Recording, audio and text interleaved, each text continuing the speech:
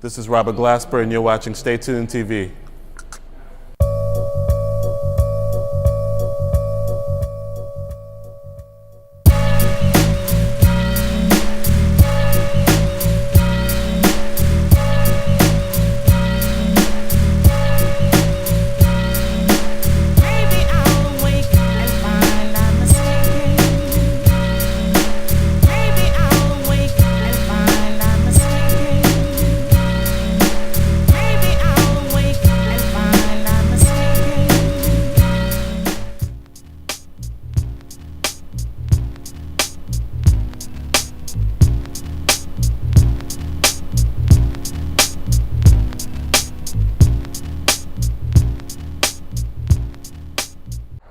Bonjour à tous, j'espère que vous allez bien. Vous êtes sur Stay Tuned, bien évidemment. Nouveau numéro, nouvelle émission avec my man Robert Glasper.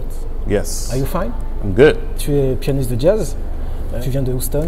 Tu as sorti différents albums. En 2003, je crois que tu as sorti Mood. En 2005, Canva. 2007, In My Element. 2009, Double Bucket.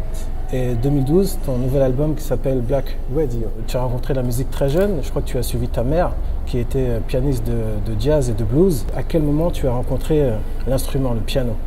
My first encounter with the piano, it was early on. I might have been like 6 or something like that, but I didn't stay with it. I just dabbled and then stopped, and I started playing drums. I didn't really like the piano at first. I started playing drums. Okay. And then after drums, I just started playing basketball. Okay. And then I came back to the piano around 11 years old. And that's when I kind of started really picking out stuff with one finger, picking out songs from the radio. And that's when I kind of started getting more serious about it, around 11 years old.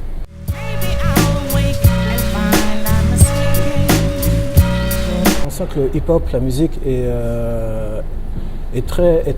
s'implante très régulièrement dans tes compositions. D'ailleurs, je crois que tu rends hommage aussi à J Dilla. Tu as fait un morceau qui s'appelle J Dilla Lud. Que représente pour toi J Dilla? J Dilla represents a movement for me. Like I always say, he's the only producer I know that changed the way people actually play their instruments.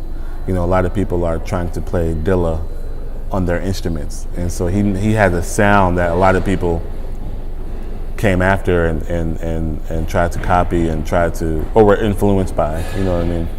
And I got the pleasure of working with him at his house, you know, with Bilal in '99, I think it was, for Bilal's first record. We flew to Detroit and worked with him in his career for like 2 weeks. And we became cool, so whenever I would come to Detroit for something else, he would come out and check me out, and he would come to New York and call me up, and I would go hang with him, you know, so we became really cool during that time period before he passed away. So, and to me, he's just my favorite hip-hop producer. I've always been playing his stuff in my trio.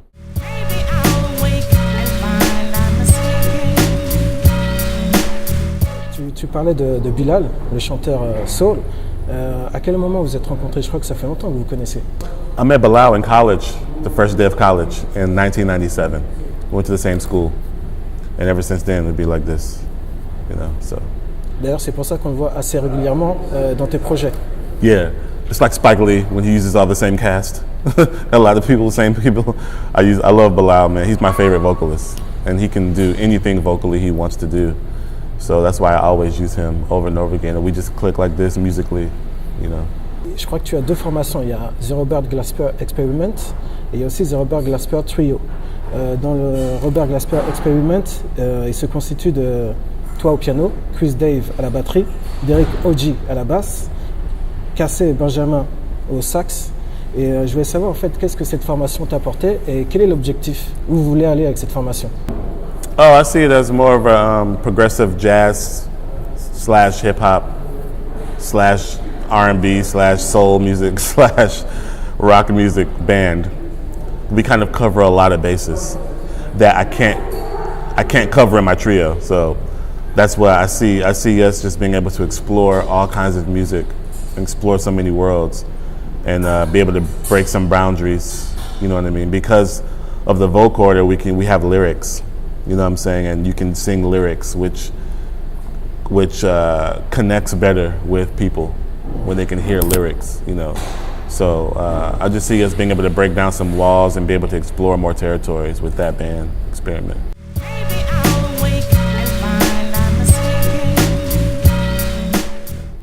Est-ce qu'on pourrait dire en fait que le Robert Glasper Trio est plus une formation traditionnelle de jazz? It's a more traditional jazz, but still with my way, which is not necessarily traditional, but I know traditional jazz piano, so there is definitely those traits in there, traditional jazz. But between the two, yes, the piano trio is definitely more on the traditional side, yeah. Ton nouvel album s'intitule Black Radio. Qu'as-tu voulu transmettre à travers ce disque? Et on retrouve d'ailleurs beaucoup de featuring et aussi pas mal de reprises, dont Shadé, Coltrane, Nirvana. Il y a des invités comme Yasiin Bey et Mos Def, Erykah Badu, Lady C. Quel a été l'objectif en construisant ce disque? That I love all kinds of music and I just want to put it out there. You know, I don't necessarily feel like I have to separate certain genres. I feel like if I want to do all the genres in one, I can. So, you know, but do it my way. So if I want to do a rock tune, a jazz tune, an R&B tune, a hip hop tune, and a soul tune at one album, I just want to do it. These are just songs I love, and this is my interpretation of it. So it's pretty much that simple, you know. Est-ce que c'était aussi une manière de changer de rythme? Puisque dans tes précédents albums, il y a quelques featuring, mais là, il y en a moins. Là, avec ce projet, il y en a beaucoup plus. Est-ce que c'était une manière aussi de casser un certain rythme au niveau des invités? This was to get... I did this because this is just a part of my life. Playing with those artists is a part of my regular life. And playing my own gigs with my own band is a part of my regular life. So the first reason I did it was because artistically it just made sense for me to bring my two worlds together. And then secondly, I felt like we would break the walls of jazz and just go somewhere else, and more people would be would be objected to my music, to be able to hear it, because, you know, every one of these artists have thousands, millions of guests. I mean, of fans. You know what I mean? So I feel that the mainstream would embrace this record, versus if I just did a regular jazz album, the mainstream would not embrace it. You know what I mean? Pretty much the jazz community would embrace it, but this just broke down walls. And, you know, I sold so far over 40,000 albums, and that doesn't happen in the jazz world. You know what I mean? So I just really wanted people who weren't in the jazz scene to check out what I do. And because of that, a lot of people have bought my other albums, all my other jazz records, because they never heard of me before. So they're like, oh, what is this Black Radio? Yeah. Oh, he has other albums. And they bought all my other albums too. So it's introducing them to a new form of jazz in a way too. A lot of people think, oh, well, they just bought this album because it's all these guests on there. But I know a lot of people who've done albums with special guests who are really cool, but no one cares. You know what I mean? It's like, yeah, but they don't know who that is, so they're not going to buy it. You know what I mean? But I feel like I've built up to this point, you know, in my career to do this, you know, so that's why it kind of makes sense.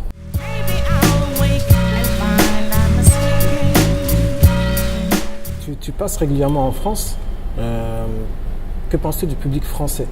I like France a lot, you know, and I have a nice following here. They've always shown me love through the years. I've been coming here since 2003. You know, since my first album, Mood. You know, I've been coming to France. My album, Mood, sold very well here. That was my first record on a small label from Spain, and it sold very well in France. So I've been coming to France for almost 10 years, and they've always shown me love. So I love it, you know.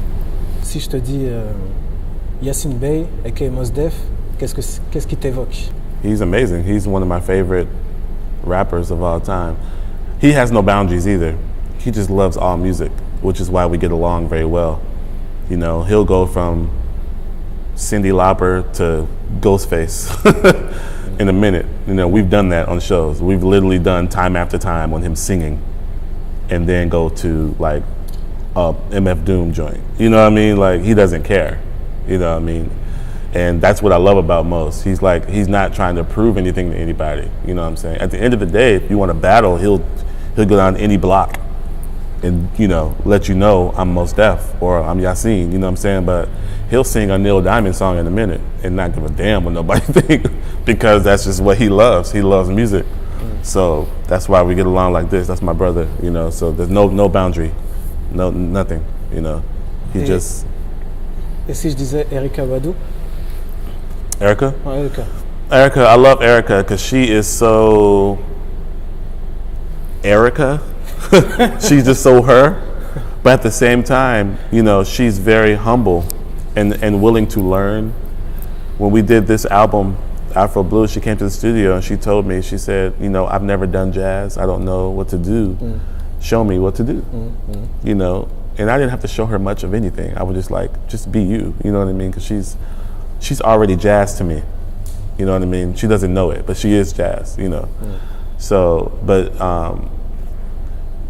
you know, she's amazing, great, you know, stunning, just amazing person overall, you know what I mean? But that's kind of the reason why every artist on this album is their own person. Nobody sounds like anybody else. Nobody's trying to be like anybody else. Everybody on this album is a trailblazer in their own right. Nobody sounds like them. People try, you know what I mean? But they're all individuals, which is what I love about, you know, this album and the people I have on here, you know, so. What do you think about Chris Dave? Chris? Chris is like, you know, the thing about him is, you know, he keeps inventing himself over and over again. He's the most creative drummer I know. I think he's the most creative drummer anybody knows, you know. People sit around and wait for him to come up with something new so they can do it. You know what I mean? And he's like 40 years old now, but he still comes up with new shit. People take his old stuff, he's like, no problem. Comes up with something new. It's like, what? Where'd you come? You know, he's the most creative dude. You know, he's amazing. You know, he's another guy who can play anything he wants to play, any genre, and it's natural, and it's flowing and it's natural. You know what I mean? So. I've watched him, and it doesn't matter what drum set he's on. He's not one of them people like, I have to have this drum set. He doesn't matter. You know what I mean? I've watched him play with just his foot and a pencil hitting a music stand. And it was ridiculous. You know what I mean? It's like amazing. So he's you know, one of those people that bless the earth once every, you know, 100 years or something. You know what I mean?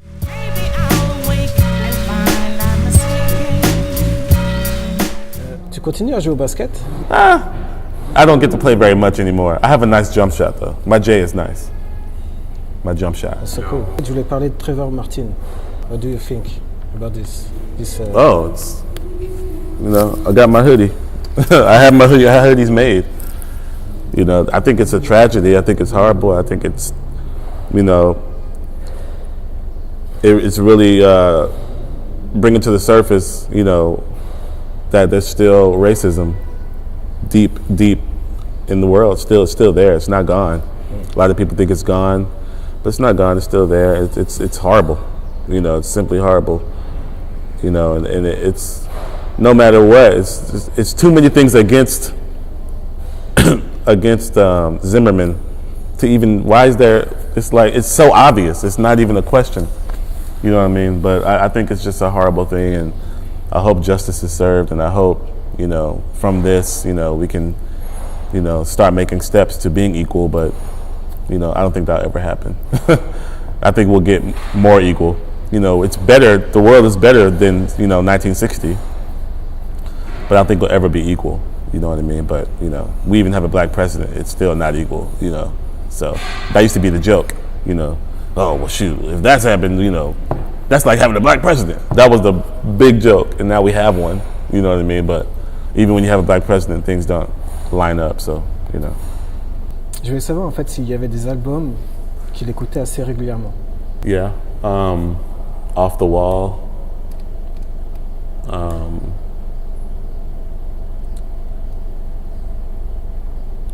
In Rainbows. I love the album. It's the Radiohead album, but it's not that old. It's like 3 years old or something.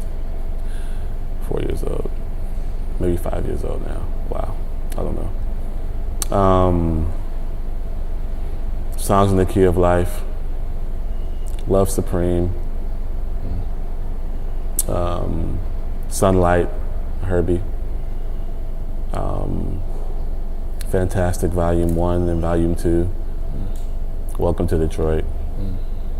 Donuts. All Dilla. Like Water for Chocolate.